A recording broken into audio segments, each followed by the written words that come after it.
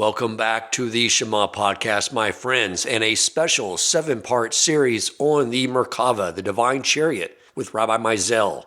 In our tradition, the avos and great leaders of Israel are described not just as individuals, but as living pillars who embodied and carried the presence of Hashem into this world. Chazal teach that Avraham, Yitzchak, Yaakov, Moshe, Aaron, Yosef, and finally David HaMelech each became a Merkavah, a chariot for the Shekinah. Through their lives, choices, and spiritual strength, they reveal different attributes of Hashem to the world. Avraham with chesed, kindness, Yitzchak with gevurah, strength and discipline, Yaakov with tiferes, harmony and balance, Moshe with netzach, endurance and eternity, Aharon HaKohen, splendor and humility, Yosef with yesod, which is foundation and moral purity, and David HaMelech with malchus, which is kingship and the sovereignty of Hashem manifest in this world. Over the next 7 episodes, Rabbi Meisel will guide us through the lives and midos of these great figures. One by one, we'll explore their unique attributes, their challenges, and the internal lessons they give us on how a human being can become a vessel for the divine. This is not just history, my friends. It is a roadmap for our own avodah today. Just as they became the Merkavah of Hashem in their time, so too can we strive to carry His presence into our own lives and the world around us.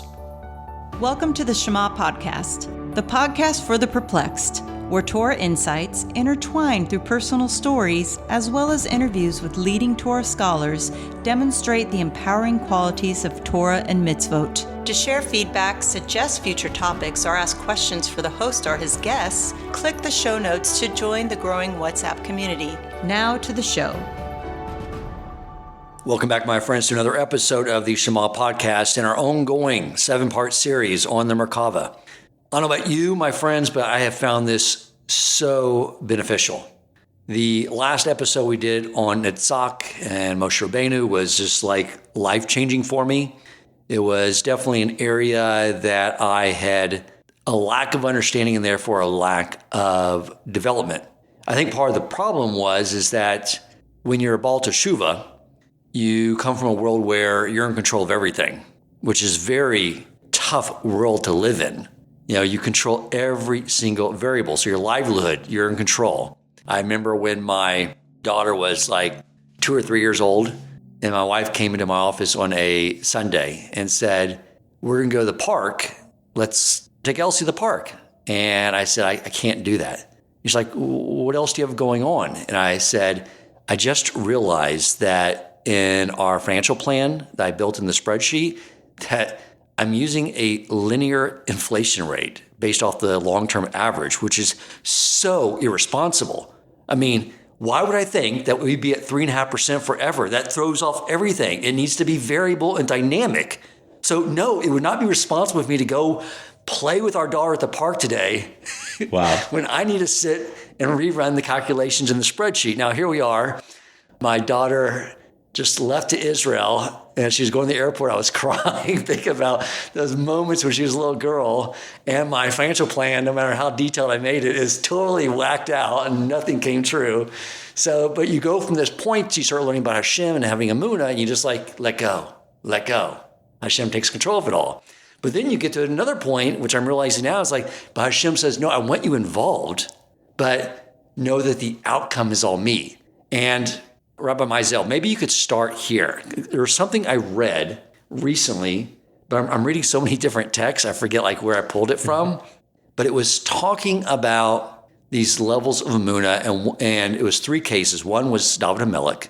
He goes into battle and he has emunah that Hashem's going to control the outcome. And I think there's 3 other examples, and one of them where the king just said, "I went to sleep."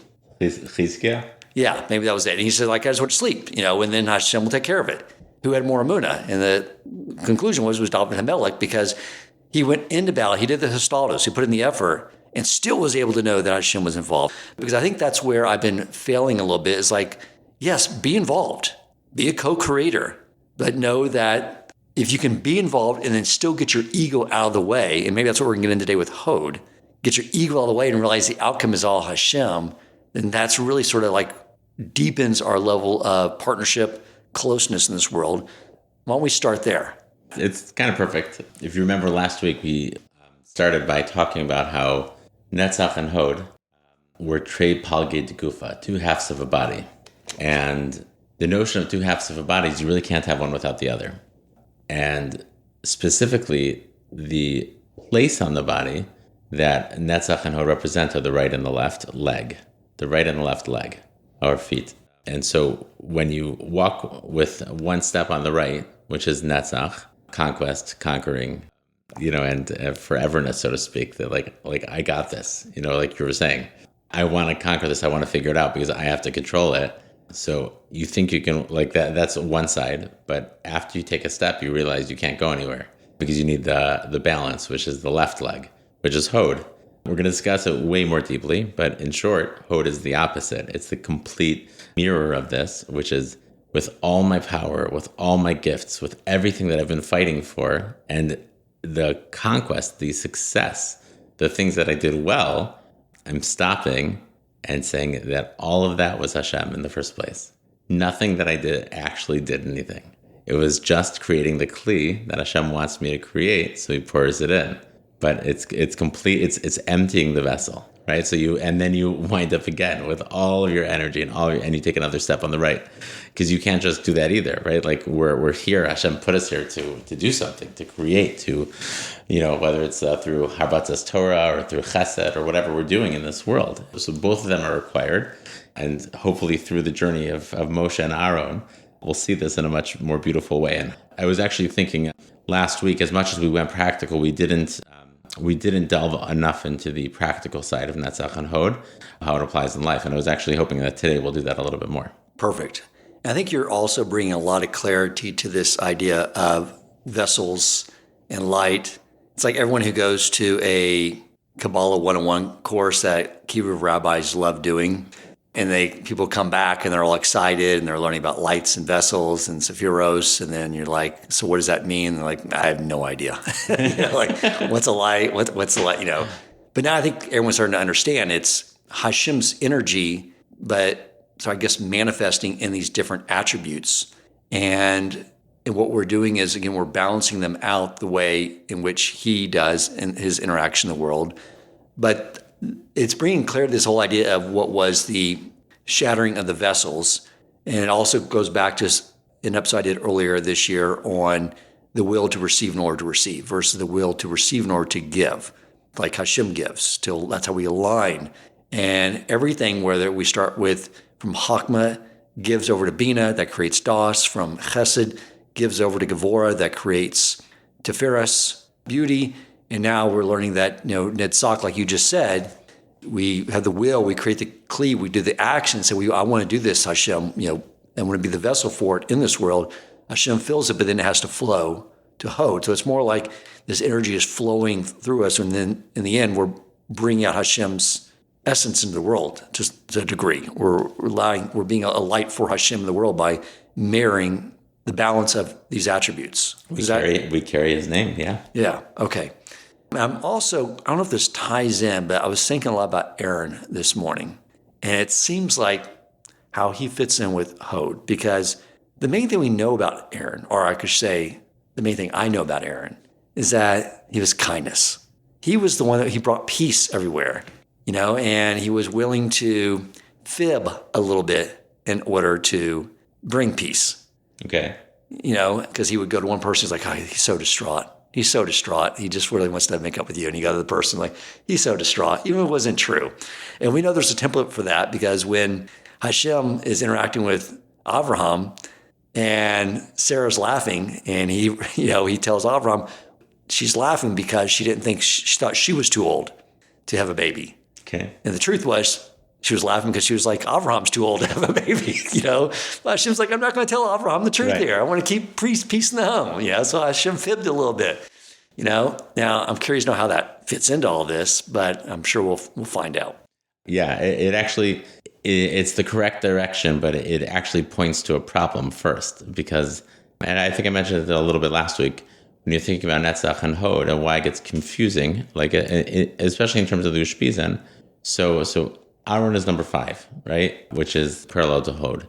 And when you think about Aharon, you think about, you're saying kindness, like running out to go do good. You think of Avram, right? Which is Chesed, which is the right side. And somehow Aharon is ending up on the left, which is Gevura, which is, it's not selfish, but for lack of a better term, the power of Gevura is usually seen in terms of a self-centered perspective. Like, I have to protect what's here. I have to guard it. Yeah, it's restriction. So it seems the opposite, right? Right. Very counterintuitive. Good. So that is also where I had struggled for a while until I understood. I'm going to start with actually a really fun story, because the way that we have trade palgei de gufa, the 2 halves of the body, right? So the 2 halves, of Netzach and Hod are Moshe and Aharon, who are brothers. Kind of neat, right? To like have this idea that like we have these 2 people who have to be together, and all of a sudden their representation of this world is also it's a mirror. So I want to share a story, if that's okay. Please. Rav Aharon Kotler was at a crossroads in his life when he was leaving Europe. When he was leaving Europe, he was faced with a question of where do I go? His father-in-law had invited him to, I think it was the Yeshiva Eitz Chaim, I think it was the name of the yeshiva in Eretz Yisrael. He said, come, be the Rosh Yeshiva there. Before he had been in the yeshiva of Klutsk or Sletsk, depending. The borders were moving back and forth, Russia and Poland, and they had to move from one to the other. A whole story, it's fascinating. But his father-in-law said, come to Eretz Yisrael, be the Rosh Yeshiva there. And Rav Moshe Feinstein wrote him a letter and said, no, I need you to come to America.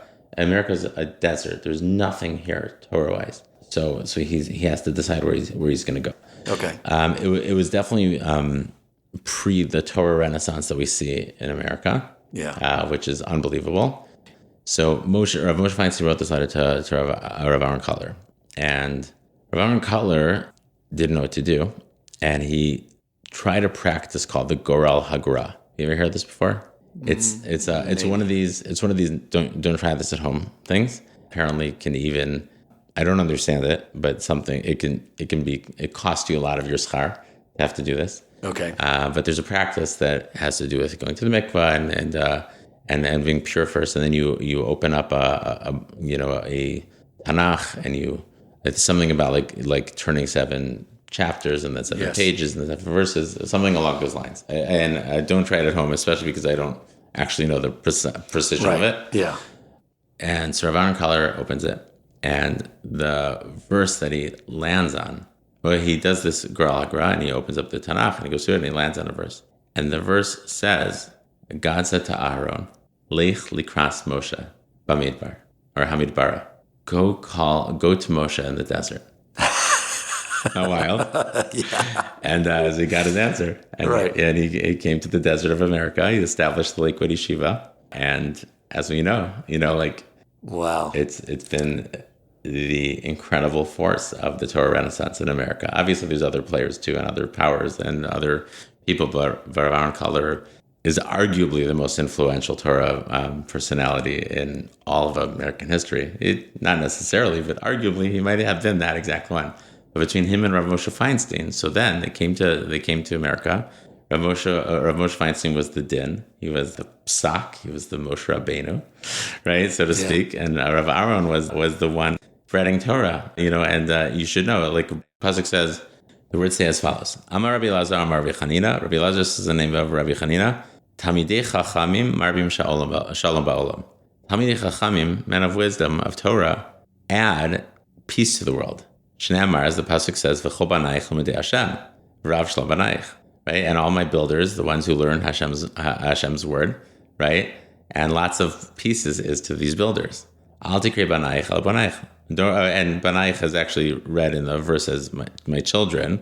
What Chazal say, don't read it as banaich, my children, read it as my builders, the ones who are Talmid Chacham. Okay, yes, this is in the Siddur. Right, correct, and in Keller Kenu. And it's interesting because Aharon is the man of Shalom, Aharon HaKohen.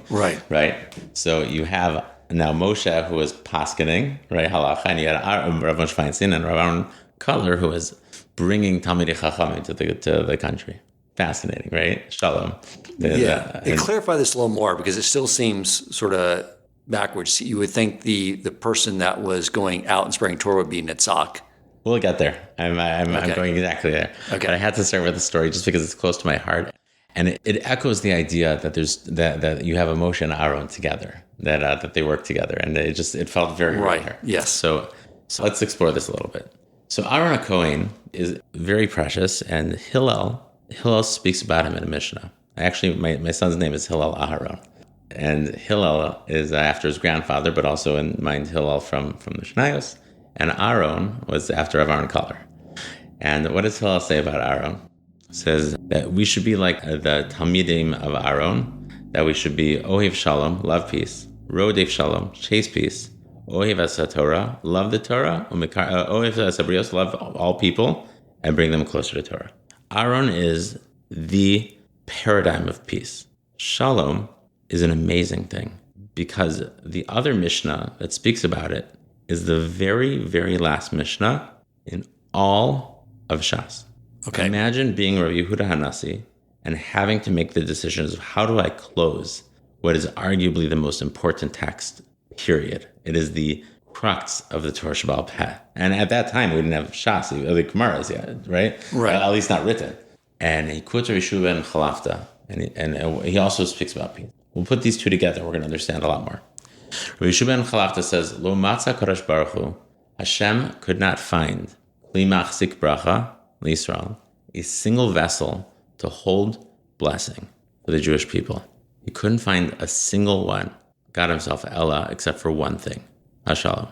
The only thing that can hold blessing in the world is peace. Aaron is a Baal Chesed, but Aaron's path of Chesed came through being a Kli.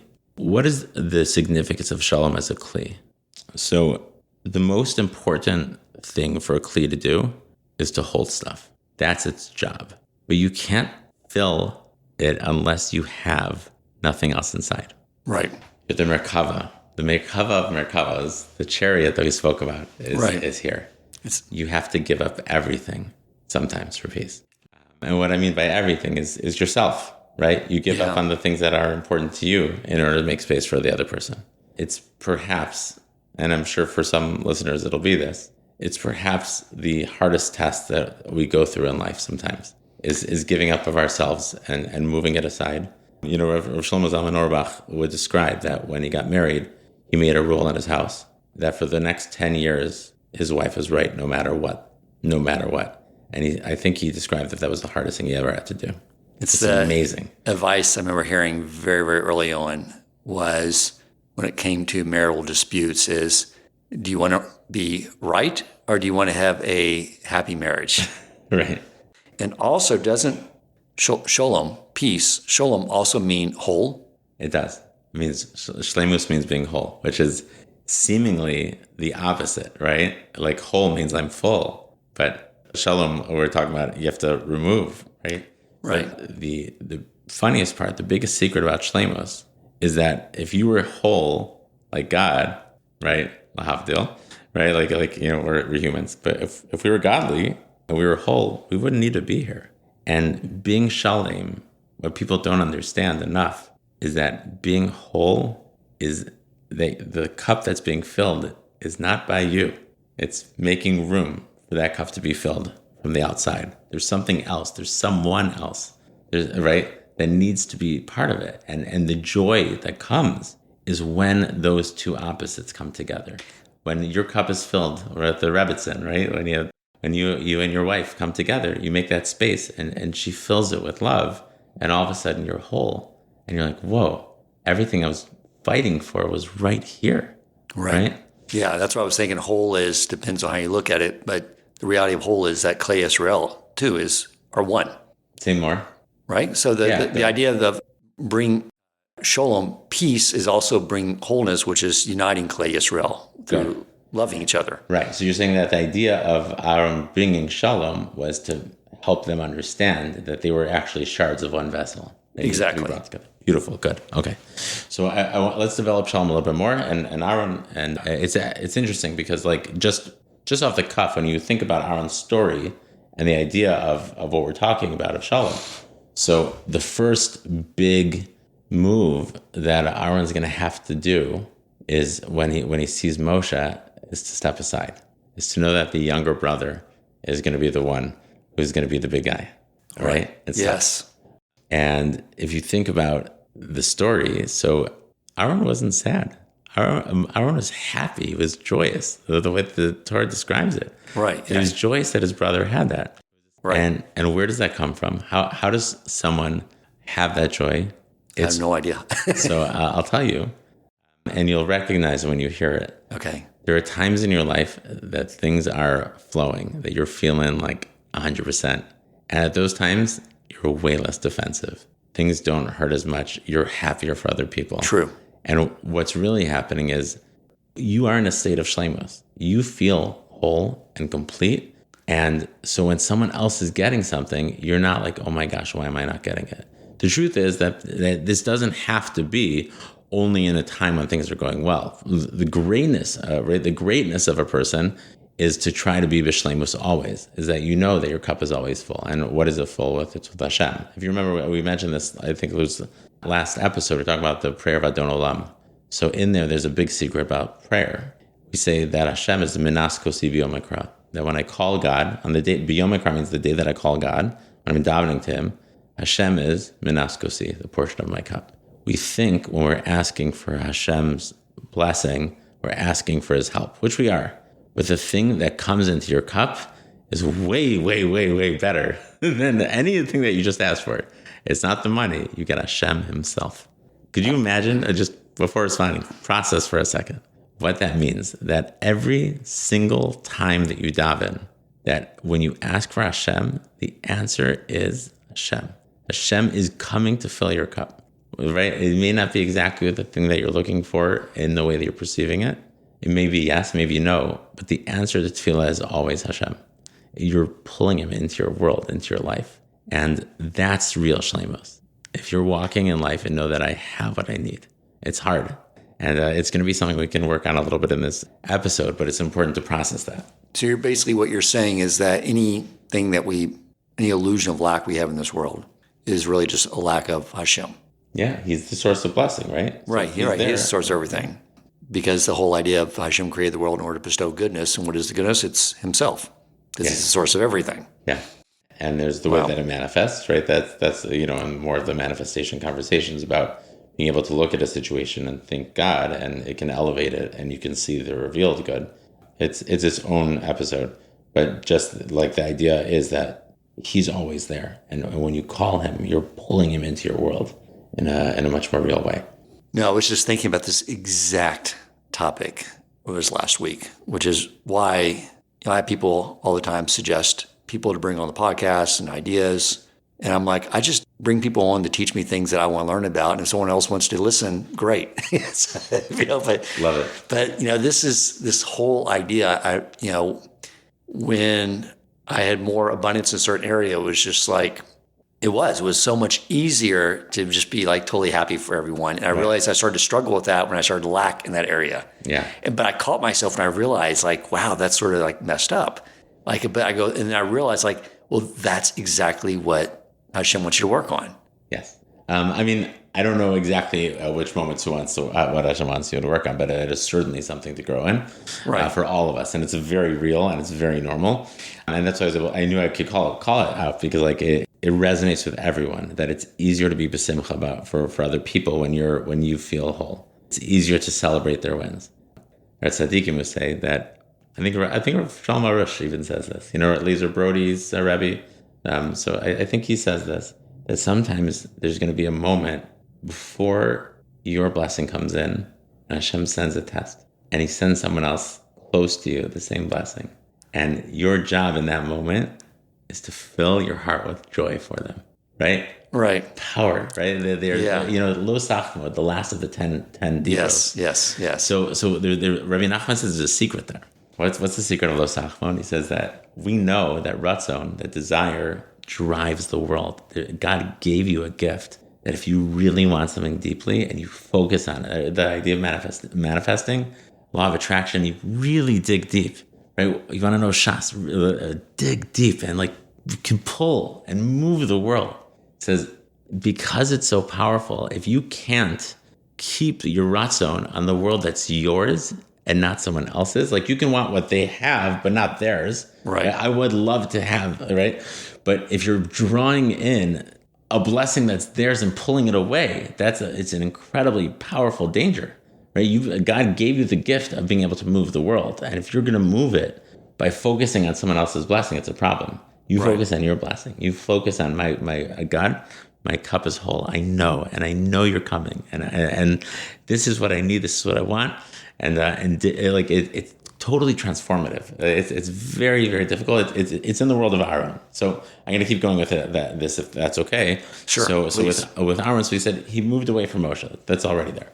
He also wound up being the mouthpiece for another person, right? It's hard, right? It's further of that idea, right? Right.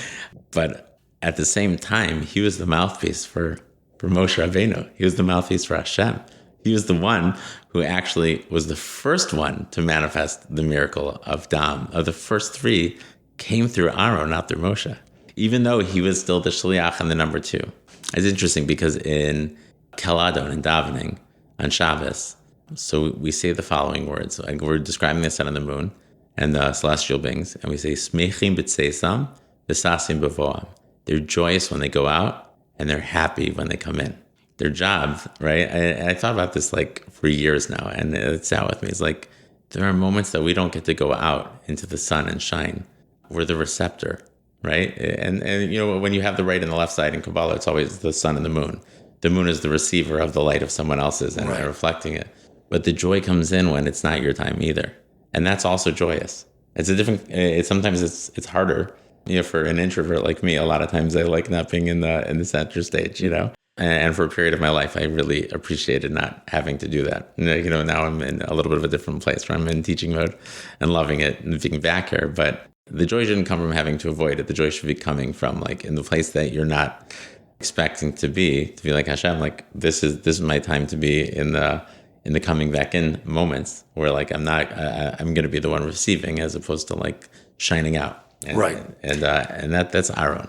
I think we've all experienced this because everyone has people on their list they daven for a spouse or for their health return or something. And when you invest yourself in that and you're davening, they're on your list every morning, and then that area gets resolved for them, you do get filled with joy because you've invested so much into having this person have this thing. Wow. Right? Yeah, that's beautiful. Because our mindset is right because we're vested in the process that they lack this and this is paining me. And okay. It's funny because like the biggest secret of it is when you empower someone else and celebrate them or give to them as opposed to you being the center.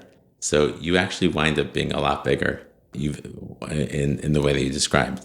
When I do kindness for another person and they run with it, the Chavetz Chaim says like all those exponential like blessings that wind up coming in the world because of this, I gave him power. I made him feel good, and all of a sudden he has a good day. And now his good day affected his wife and his children and his business and these things. And that caused this mitzvah and that meiser and this tefillah. I get reward for every single one of those things that happen after. So in the moments of moving aside, you actually become way bigger, not way smaller. And when it comes to the midah of Hod, this is the secret. The midah of Hod is like this. Literally, Hod means to thank, hodah, or to moda, to admit. I admit that this isn't mine. I admit that this is right. It's stepping aside from what you're arguing and accepting that it's someone else. So the idea of thanks or gratitude is very much in line with what we're describing the shalom. And hopefully this will help us see why Aharon is on the left side instead of the right, on the side of Hod, is that it's the idea of removing one's self. It's making space. When we talk about Hashem, there's a term in Chassidus called tzimtzum, and a term in Kabbalah called tzimtzum, of minimization. And so to speak, it's impossible to say, but you have to say it, but it's not correct when it's correct. It's like, tzimtzum means that Hashem minimized himself and made space for the world. But at the same time, if you process that, that is exactly how Ein Melech B'lo Am, there's no king without a nation. His greatest kavod and honor can only come through this world. When a person chooses to honor someone, that's a much greater honor. So when he's moving aside, the idea of pulling in is going to be this idea of like making way. So when you make way, there's two different ways that you can make way. There's positive and there's negative. The midah of Hod is very powerful in the sense of gratitude, of thanks, of recognition. But the weakness of Hod, and this is actually spoken about a lot. The weakness of Hod is something that's very important for people to know, is that what is it that you're making way for? Hod, in terms of balance with Netzach, usually it's like this. Netzach wants to expand, wants to do something, and Hod says, we can't do this. It's dangerous. It's almost like having the love and the fear, with regards to I want to do this chesed, I want to do this kindness. No, you shouldn't. This is irresponsible, or like this or that, right? And Hod is trying to like throw the other energy, like slow down. Like, I can't keep up with you. You're the right leg, I'm the left leg. I can't push this fast, right? Like, there's slow down, balance. Like don't go all the way to the right. You're gonna. All right, it's like keeping you on course. But when it listens to the voice of no, so sometimes no is a really bad thing. In terms of the battle of Hanukkah, so Hanukkah is actually the holiday of Hod, so it's a good one to pull from. It's the Kohen, it's Aharon. And Hanukkah, when you face the Maccabees, the most obvious way to use Hod is to just sit. They weren't going to kill the Jews, right? The Yevanim weren't coming to kill the Jews. The most simple thing is, I'm giving in to the power that is coming to attack, that's coming to control, that's coming to rule the world, by the way, not just the Jewish people. And they're doing it. So let's step aside, they'll let us live, right? And that should be what Hod is. So when you're giving into a svara, when you're giving into like a logic, so that's where Hod comes in. So what really happens is that the most potent version, I think, that we see this in our everyday is called Yeush. It's called giving up. I can't fight anymore. It's too much. Like there's nothing left. That's Yeush. Rabbi Nachman, is famous for saying Ein Yeush be'olam. There's no such thing as giving up. Yeush is despair. And what it does is it tells you can't keep going. You did it yesterday and you did it the day before and then you give up. You tried it, right? You tried this diet 700 times. And believe me, I've tried diets probably 700 times, right? And you can't go. You can't keep going. And that's giving up. It's giving up to the voice of negativity, the voice of Amalek, right? Amalek is the voice of doubt, right? So that's where Hod is dangerous.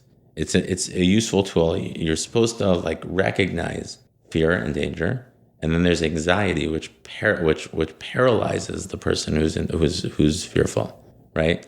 There's anxiety that can drive you, and then there's anxiety that can collapse you, and it's a fear of something that stops you from doing. Then you have the story of Hanukkah. So what happened instead of Hod? So the power that manifests instead was the power of the Kohen. And this is the beauty of Hod. Instead of making way for the negativity, for the dominance, for the thing that's wrong, you make way for light. The answer to Hod is making so much space for the Torah and for Hashem to fill it. And its power will completely and totally destruct all the negative if you're able to make that space. The Talmud describes, there's a halach we're supposed to say a bracha, 100 brachas a day, 100 brachos. And the word baruch is a word of complete submission in a way. Baruch means thank you. I know it's yours. If you eat from a food without saying a bracha, so you're actually stealing from heaven. Right? The pasuk says, Hashem ha'aretz mo'ah, God owns the entire universe. The ha'aretz nasa livnei adam. Hashemayim Hashem Hashem, the heaven belongs to God, and the land belongs to man.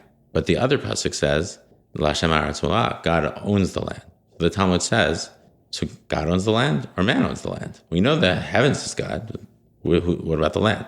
So the Gemara says, before a bracha, it belongs to God. After a bracha, it belongs to you. The way to get blessing is to submit.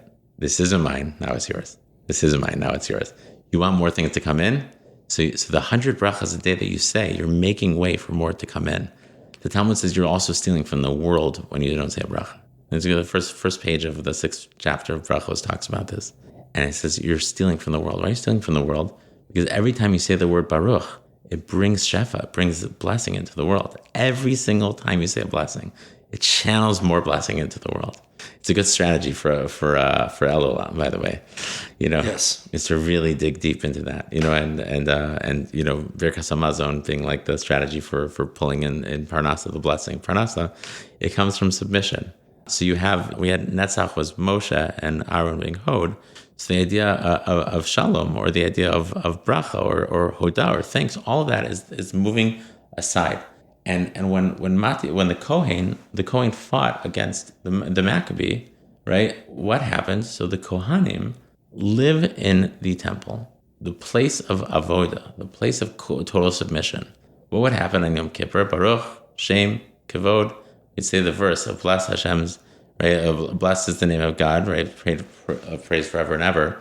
And it would be coupled with complete and total submission. We would do what's called pishu yadayim v'raglayim. We would spread our hands and our feet. We would lie down and completely like just submit. We'd fall to the floor.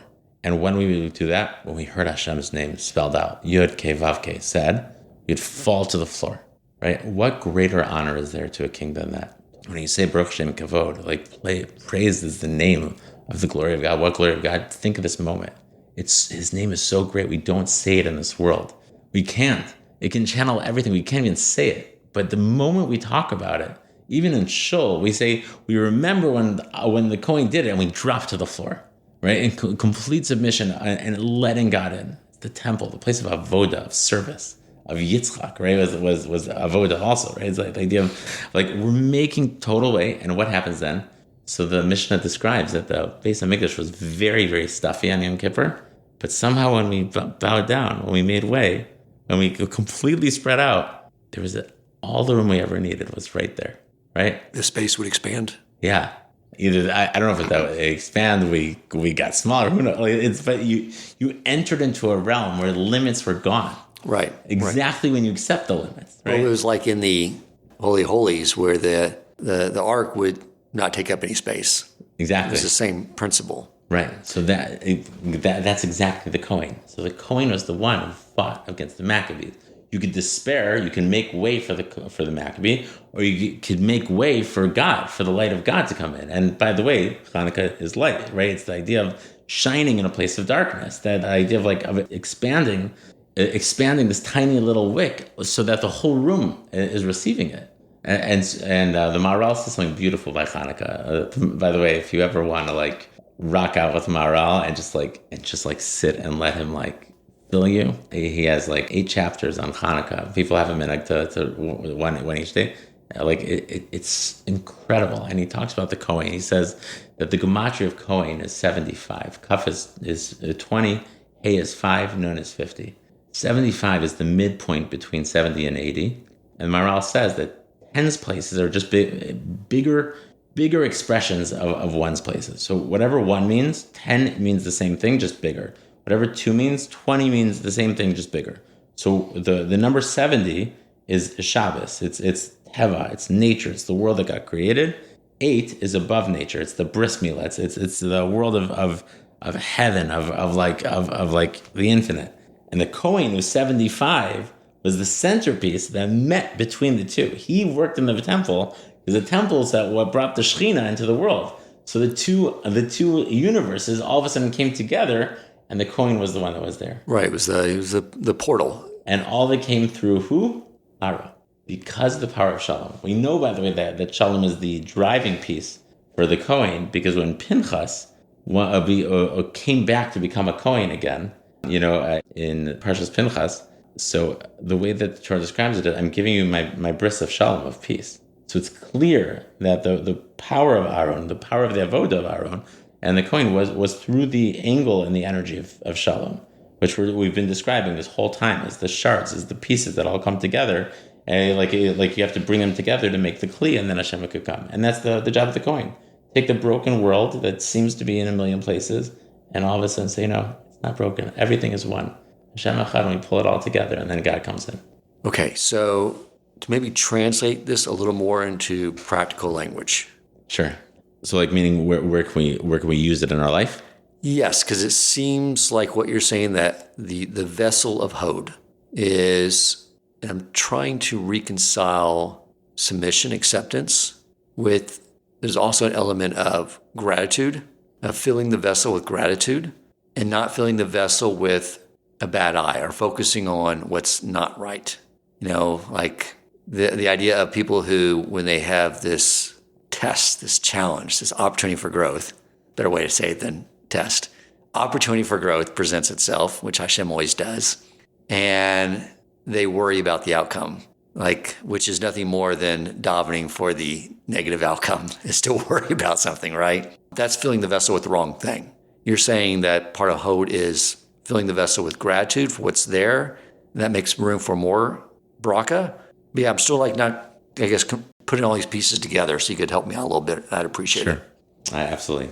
Let's go with the very practical pursuit. So let's first start with Netzach for a second and see how this plays with Hod. So okay. Let's first think about how to conquer the world with Netzach. If one were to completely be channeling this. So Netzach is conquest. So in terms of let's say my avodah Hashem, to take care of my family and to create a home with the ample money that's needed for everything. It's not just something that is nice to do. It's mitzvah. And you can make it that. So there are days that are good. There are days that are bad. But the real power that's utilized through Netzach is I know that that this is working, and I know that it's coming, and I take another step, and I take another step, and I get up the next day and I take another step, and I keep pushing, and there's the energy of I'm going to conquer the world. There's a world out there. Think about the advent of YouTube, and there's billions of people that you can reach, and I'm just going to keep going, and I post another message and another message and another message, and the algorithm is going to take it to someone, and that person is someone it's going to click to, and I just have to keep going. And there's actually a book I think I referenced yesterday called The Dip, and it talks about the idea that when the dip comes, when the curve goes down in what you're building, it's you should know that that's that turning point before it goes up. That's normal in any business building, in any development. In weight loss, by the way, it's also like that, right? You start and whoa, and all the money, the water weight, the 10 pounds, the 15 pounds, 20 pounds, just knocks down, and all of a sudden it stops. And it's so frustrating. I mean, right. And then, but you keep going and you keep going, and you know that the next day it's going to keep getting better. That's where Netzach is. You keep the fight going. You fight the good fight, and it's a very, very important thing. Is it anticipation as well? Is that the idea here that it's consistency? This is the future that I'm just drawing it, pulling it towards me. Or in Netzach would probably be I'm traveling towards even, right? The manifestation is where I'm pulling it towards me. And that's part of the way that you can. Operate. But the idea of Netzach is I'm fighting. I'm going to get there. I'm taking another step and taking another step. It's a very important part of life, and it applies everywhere in learning, in family, and it requires that constant I'm going to do it again. Right. Hod would be the following. Hod is I don't know how to take that next step today. It's not I'm going to use the picture of it's not I'm going to use the picture of I know it's coming, so I'm going to keep going, conquering. It's I don't know how it's going to come today because it didn't work yesterday, and it didn't work last week, and it didn't work a month before, or 2 months before, or 4 months before. Why is this going to be different? The power of Hod is the power of submission, and you could submit in two directions. You could submit to the reality of Yeush, of despair, of yesterday told me one thing, or it can be that I'm submitting to the notion of Hamechadish Betuvo Bechol Yom Tamid Maseh Bereshis, that God renews every day, constantly, the creation of the entire universe. Today is a new day, and God is here, and my life, I can get up again. Ein Yeush Be'olam comes from the same midah.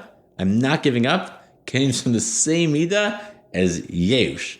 I give up or I don't give up comes from Hod. Who is it that you want in front of you?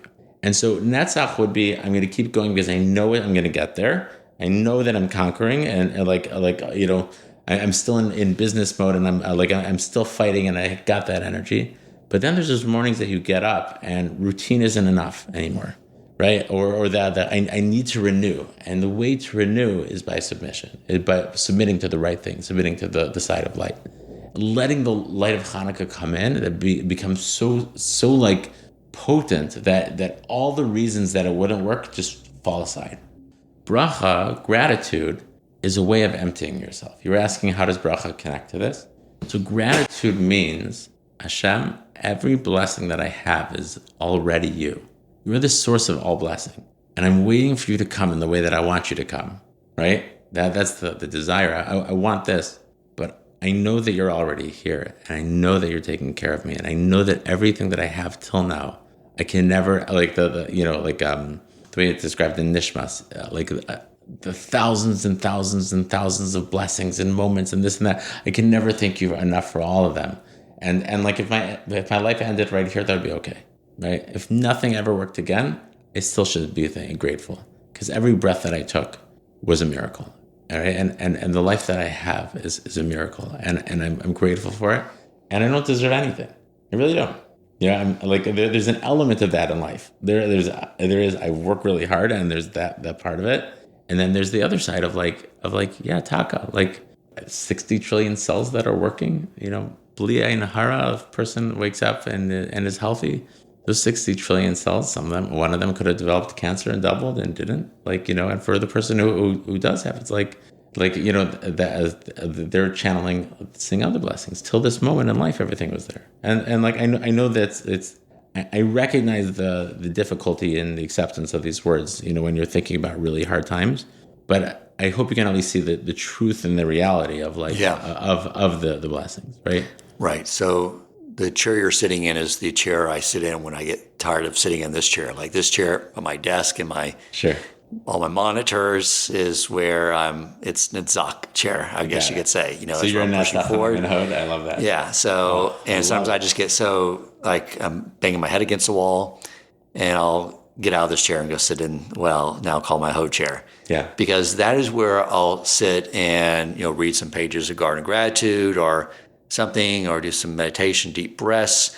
But one of the things I've noticed, now I think back on it, that I've been doing over the last year is contemplating how, in this moment, everything that I've built so far, like regard to this business, let's say, or even my Yiddishkeit being here and all these things, that I can see everything has been orchestrated to absolute perfection.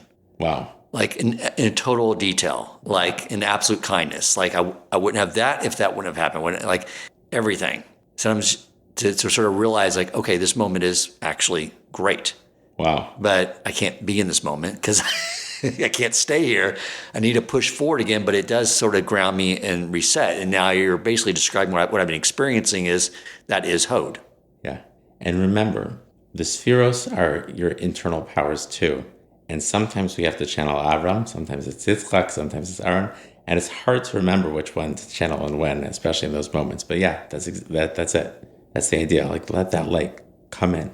The light of your upper self, fill and making room for it. From a meditative standpoint, so the idea of letting Hashem in, the more space that's there, it's a very easy one because he's already there.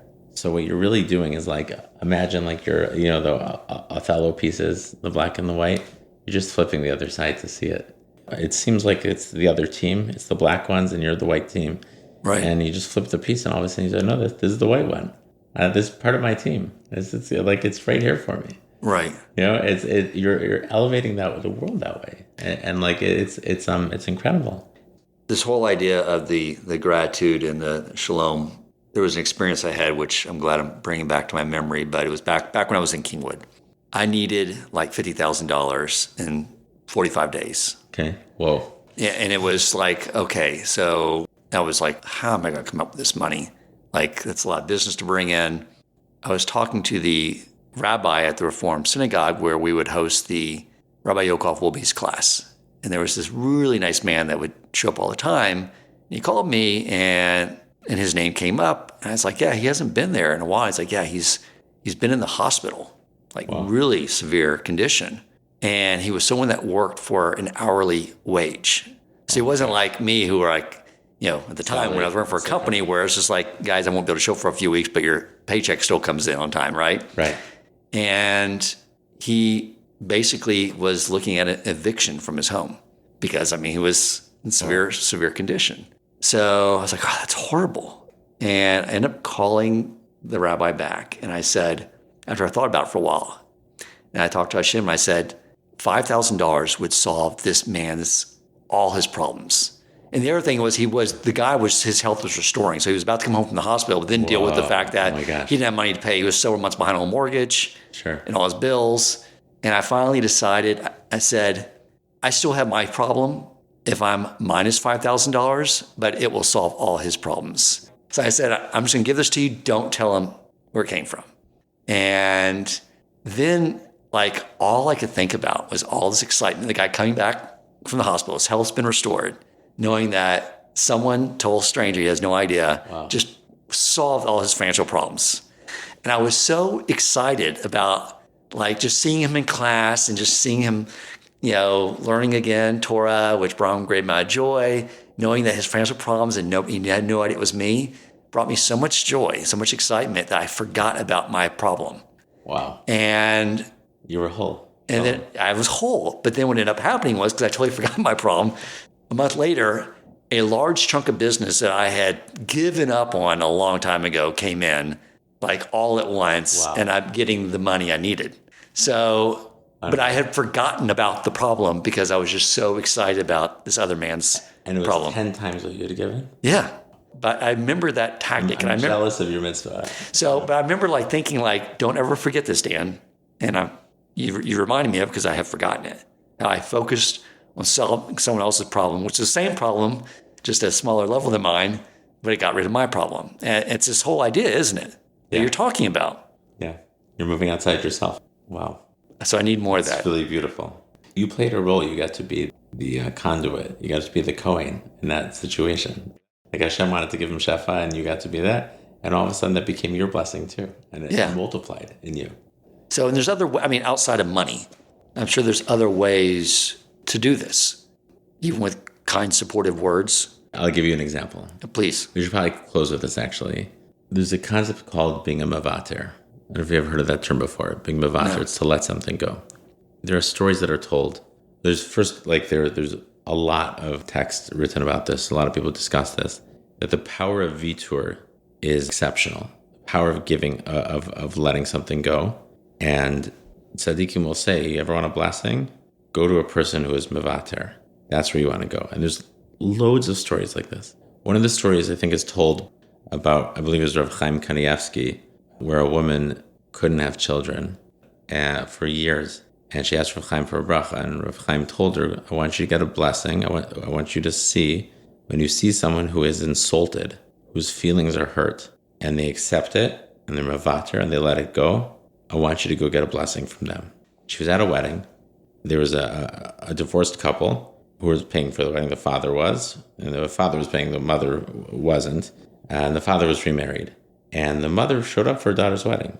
And the father's wife ripped on her in public and shamed her. How can you be here? All these things. It was horrible. And she was so embarrassed, but she just walked out. Didn't fight back, walked out. And this girl who heard from Rav Chaim ran out to her and said, I'm so sorry to do this to you at this moment, but what you did was incredible, to let it go. And I need a blessing from you to have a child. She gave her the blessing, and within a year she had a child.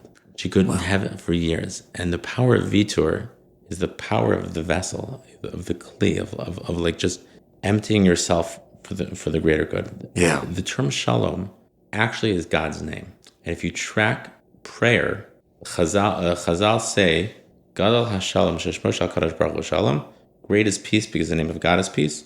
Gadol HaShalom, great is peace because we end Birkas Kohanim with peace, Shmona Esrei with peace, benching with peace, right? We end with Sim Shalom, is the end of Shmona Esrei, benching is Hashem Yivarech Hashem Shalom, and God will bless His nation with peace, and then the blessing from the priestly blessing is V'yasem Malach HaShalom, and I give you peace. We close all blessings with peace. Because we know the secret that the only kli that can hold the bracha is Hashem. Hashem's name is peace. So the peace itself is going to be the conduit of bringing Hashem. Hashem is peace.